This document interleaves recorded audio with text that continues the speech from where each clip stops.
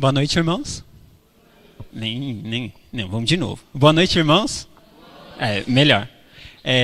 Só queria dizer antes de começar que essa semana foi uma semana que eu posso dizer que foi meio complicada.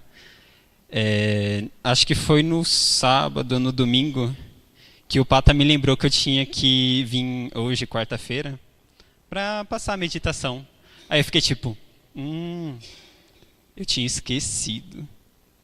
Aí deu aquela... Aí agora eu tô meio... Então, qualquer tremedeira, qualquer momento que eu esteja gaguejando, é normal. Normal. A gente vai continuar lendo o capítulo 6 do livro A Esperança para a Família. O nome do capítulo é Comunicação Cheia de Graça. Então, vou começar contando uma piada. Não, tô brincando. Ele começa falando assim: quem se dedica a aprimorar a comunicação de seus amados, desfruta de... Eu queria parar aqui, porque aqui, para mim, já seria o final do capítulo. Continuando aqui, eu já chegaria no final do capítulo. Eu queria voltar um pouco aqui. Quem se dedica a aprimorar? Já pararam para pensar nisso? Vocês já pararam para se aprimorar com a comunicação com o seu próximo? O jeito que você fala com as outras pessoas? O que você pode melhorar? Um exemplo. Começa, um pouquinho mais para baixo, vamos pular esse começo. Começa contando a história de um jovem. Ele entrou numa equipe de corrida e ele fazia 8 quilômetros por dia. Todo dia, 8 quilômetros. E esse percurso era feito em duas partes. Passou o primeiro dia, segundo dia, ele sempre fazia no mesmo tempo. Mas teve um dia diferente. Teve um dia que ele fez a segunda parte bem mais rápido. E ele animado porque ele estava querendo emagrecer, ele estava vendo o resultado, ele foi contar para a esposa. Chegou na esposa falando, não, eu fiz o percurso mais rápido. E ela virou e falou, mas você só fez a segunda parte mais rápido porque era descida. Essa é uma forma certa de falar? Ele estava todo animado, eufórico. Ele estava indo bem. Aí a pessoa, simplesmente com palavras. Ele estava treinando todos os dias e simplesmente com palavras ela desanimou ele. Tá certo isso? Tá certo eu falar desse jeito? Vamos pensar o seguinte. Palavras, elas são muito fortes. Dependendo do que a gente fala, a gente pode magoar muito uma pessoa. Palavras podem fazer uma pessoa engordar. Palavras podem fazer uma pessoa emagrecer. Palavras podem salvar uma vida. Mas palavras também podem fazer uma vida se perder. Então a gente tem que tomar muito cuidado com o que falamos. Porque a palavra, para mim, ela tem muito poder. E eu quero que vocês entendam o poder das palavras. Vamos abrir em Provérbios 25. Fala assim: como maçãs de ouro em salvas de prata, assim é a palavra dita ao seu tempo. Então, voltando. Palavras são tão fortes que elas podem salvar uma vida. Então a gente tem que ser diferente. Mas descendo aqui no livro, fala o seguinte. Conta um pouquinho sobre a história do Steve Covey. Ele escreveu o livro Conceito de ser proativo para a comunicação eficaz. E disso eu tirei 7 ensinamentos. E com esses 7 ensinamentos eu quero montar um Caleb. Desses 7 ensinamentos eu vou montar um Caleb com a ajuda de vocês. E eu quero que vocês me ajudem. Para começar o Caleb, o que precisa? Vamos pensar no início. Logo no início, precisa de equipe. Mas para montar essa equipe, quem que tem que começar? Quem que tem que dar a ideia? Pode ser qualquer pessoa. Eu posso ser essa pessoa. Você pode ser essa pessoa. Só que o que a gente tem que ter? Iniciativa. Temos que ser proativos e não reativos. Essa é a primeira. Eu tenho que ser proativos para começar um Caleb. Eu tenho que ser diferente. Eu tenho que falar, vamos gente, vamos gente. A gente não pode ficar parado. E como a gente pode começar? A segunda, para a gente continuar um Caleb, o que mais precisa? Falaram dinheiro, o que mais? Objetivo. Mais alguém? Inscrição. Ah, se a gente pensar bem, fica ali com o conceito de equipe. Isso. O segundo, exatamente. O segundo ter um objetivo em mente. Começar com um objetivo. Então, o nosso objetivo é montar um Caleb. Como a gente vai montar o Caleb? A gente vai fazer todo um planejamento. Desse planejamento, aí sim a gente começa. Terceira, que mais a gente precisa de um Caleb? Teologando. O que o teologando faz?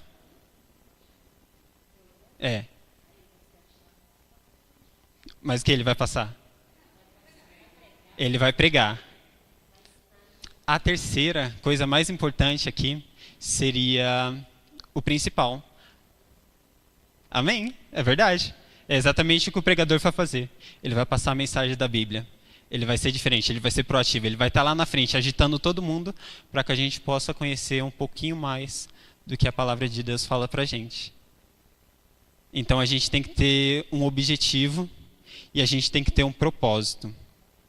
E a gente tem que seguir o que é mais importante. O que é mais importante? A palavra.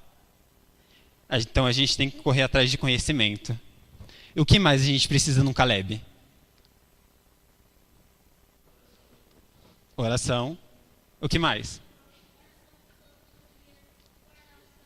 Isso. O que mais? Ninguém? Vamos lá, irmãos. A gente consegue. Num Caleb, a gente tem que pensar ganha-ganha. Como assim ganha-ganha? Começamos com oração. Eu estou ganhando ali a força de Deus, orando. Porque sem oração a gente nem começa. A gente fica parado, morno, fica no canto. A gente nem sai do lugar. Então a gente começa orando. Aí a gente já ganhou uma vez. A gente vai e a gente chama pessoas. A gente junta um grupo. E a gente ganha outra vez. Depois a gente vai chamar um pregador. Já são 3 forças. E aí a gente vai atrás de pessoas.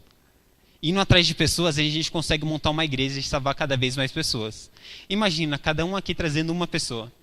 O quanto essa igreja poderia crescer. Então a gente tem que pensar ganha-ganha. O que mais precisa num Caleb? Voluntário para tudo. Voluntário para cozinhar. O que mais? Oferta também é bom. Disposição. Agora imagina o seguinte. A gente vai montar um Caleb e vai ter todo um grupo. Só que esse grupo eles começam a discutir. E não encontra entender um ao outro, não procura.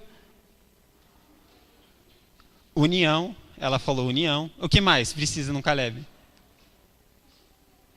Precisa de compreensão entre os irmãos. Às vezes a gente precisa aprender a ouvir para depois comentar alguma coisa. Então, imagina, está todo mundo falando ao mesmo tempo, mas ninguém está absorvendo. Ninguém está conseguindo entender. Então, o pastor está falando, não, a gente tem que sair, tem que correr atrás de pessoas para trazer para a igreja.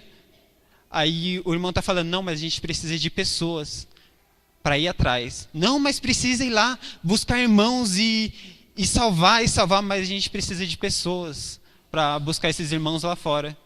Mas a gente tem que ir atrás. E nisso não há um diálogo, um não está ouvindo o outro. E a gente acaba perdendo. E a gente volta no ganha-ganha. Se a gente não aprende a ouvir as outras pessoas, a gente não ganha. Essa pessoa pode estar passando uma coisa muito importante, mas a gente está se recusando a ouvir. A gente está lá. Tá. Não, então voltando aqui. Então a gente tem que pensar em ouvir primeiro. A sexta coisa mais importante seria... Não, vou perguntar para vocês. O que seria importante no Caleb? O que é importante? Trabalho em equipe. Trabalho em equipe é a coisa mais importante. Então a gente tem que ouvir uns aos outros, tem que correr atrás. Estamos aqui, então tem pessoas aqui, todo mundo aqui morto, parado. Ah, não vou ajudar não. Aí outra aqui está aqui, não, vamos lá gente, vamos lá.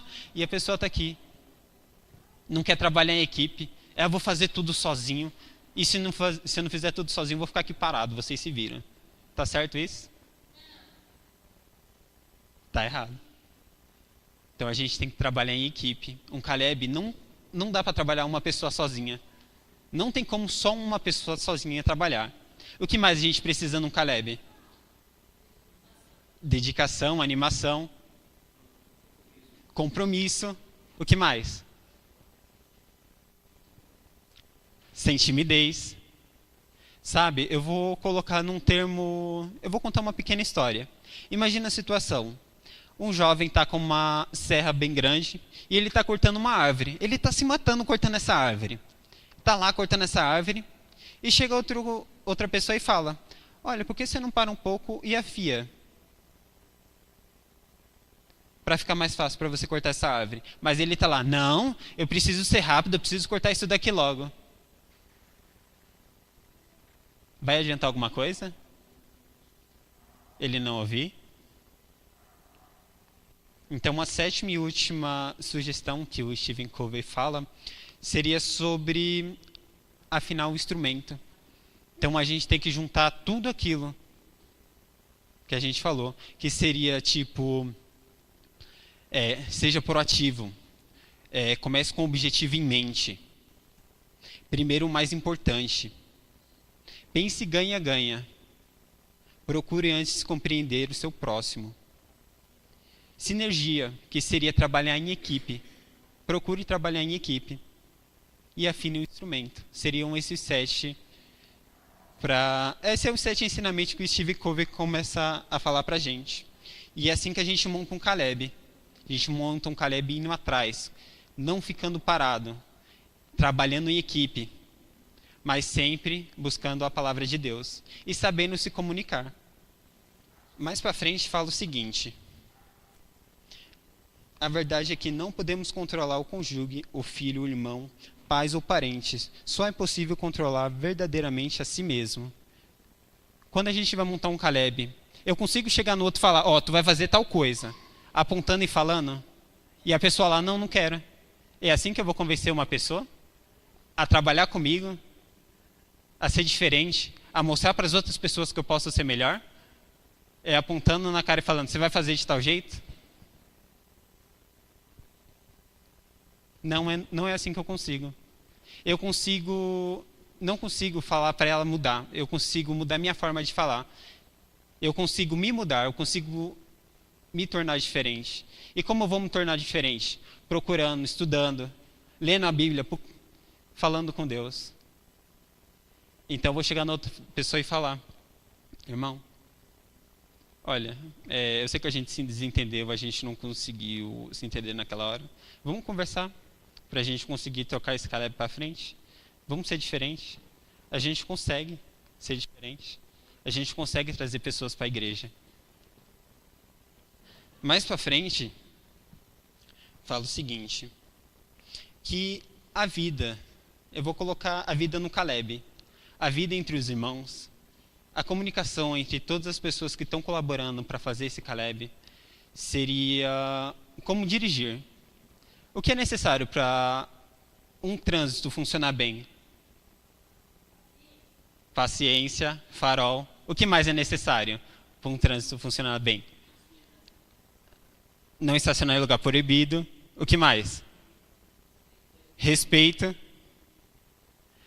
Semáforo. Imagina o seguinte: a gente está no Caleb, a gente desrespeita o próximo, a gente não ora, a gente fica fazendo birra, chega lá na frente, fica cantando morno, parado.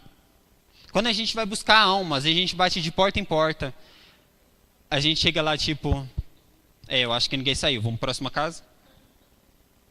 Aí bate na outra casa: ninguém saiu, vamos na próxima casa. Aí alguém aparece lá na primeira casa que você bateu palma e ele saiu correndo. Aí você olha assim: vixe, já passou, deixa quieto sair. Não é assim que a gente vai conseguir botar um Caleb para frente. Então a gente tem que pensar primeiro: eu vou me mudar, para depois as pessoas me vendo, me levando como exemplo, elas mudarem. Então imagina o seguinte, hoje eu sou uma pessoa que não consegue falar com as outras pessoas. Eu chego lá, oi irmão, tudo bom? Aí eu vou embora, porque eu não consigo falar com ela. Mas aí não, eu estudo. Eu penso, não, o que eu preciso melhorar? Eu não consigo falar com tal pessoa. Aí eu chego no outro dia, oi irmão, tudo bom? Como vai sua vida? Ele responde tudo bonitinho, você vai desenrolando. E a partir do treinamento de comunicação, falando, pesquisando, sendo diferente, procurando mudar a si mesmo, a outra pessoa pode mudar também. Então a gente pode ser diferente. A gente pode pensar, hoje é difícil, mas amanhã eu posso ser melhor. E vamos voltar para a Bíblia. Vamos abrir em Tiago, capítulo 1. Versículo 19.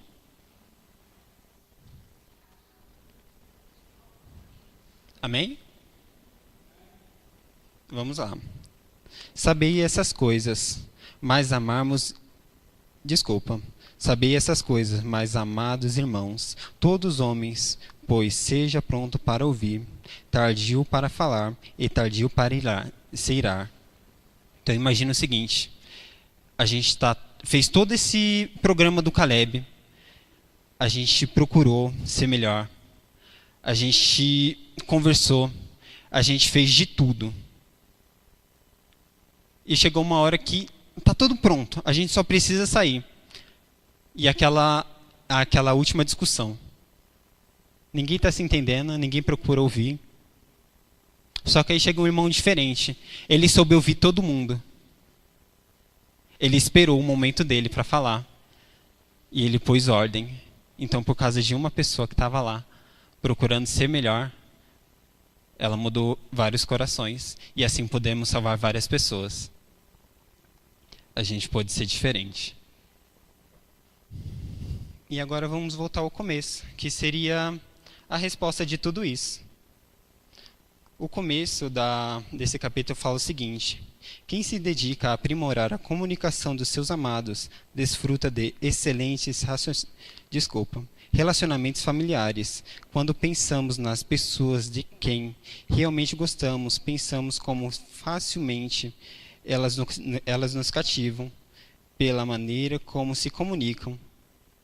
Então a gente gosta de pessoas do jeito que elas nos cativam. Eu gosto da Cat porque ela se mostrou ser uma pessoa ótima para mim. E quando eu vi que ela tinha algum defeito, alguma coisa, eu falei e ela soube mudar. Ela falou para mim o que eu tinha de defeito e eu soube mudar. Então vamos aprender a ouvir primeiro para depois salvar pessoas. Vamos aprender a nos comunicar. Comunicação cheia de graça é o capítulo de hoje. Amém? Vamos orar? Vamos ficar de pé?